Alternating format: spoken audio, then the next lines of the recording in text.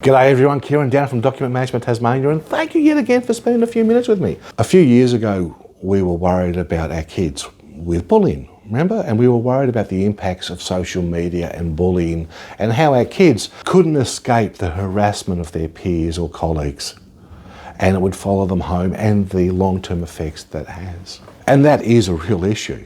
And we were told as parents we were to monitor our children's access to social media or to put through a series of parental controls across your Wi-Fi, or to limit their airtime. And I'm sure that has had degrees of success. And I use the word only degrees. Sadly, I'm now going to want to talk to you about the effects of cyberbullying in a domestic violence space, where a spouse can't do without someone else following them, accessing their information. And as an organisation, if you're an employer as I am, how do you look after your team? How do you monitor the controls and access to ensure that in the work environment, they're not being bullied or harassed or stalked within a cyber context? What are your controls like in relation to your systems, networks, in relation to your IT to ensure that your staff, your network brings about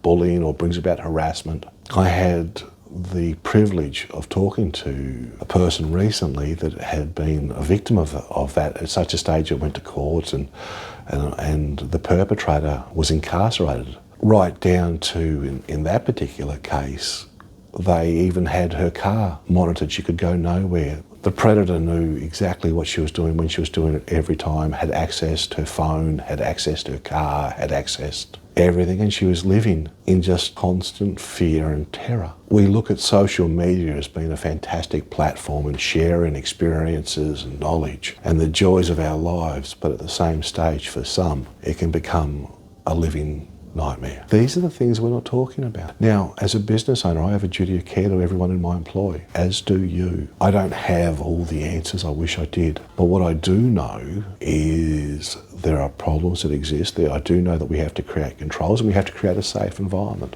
And we have to talk about it. Most importantly, we have to talk about it. Because if we don't talk about it, no one talks about it. And that's the whole problem with the whole need for social change. Because it's not a problem if you don't talk about it, but it's a problem.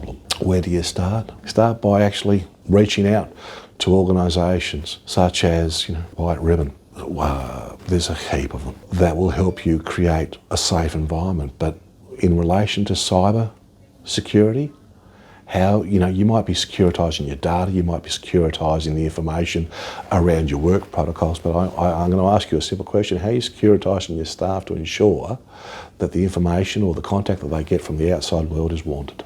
It's a scary world we live in, but if we don't address these things, I hate to say it, your business might be accountable in years to come. Mine will be too. This change is up to us, it's up to you, it's up to me. Talk to your IT department, talk about it amongst your management, and with your support, we can start to fix it. Have a great day.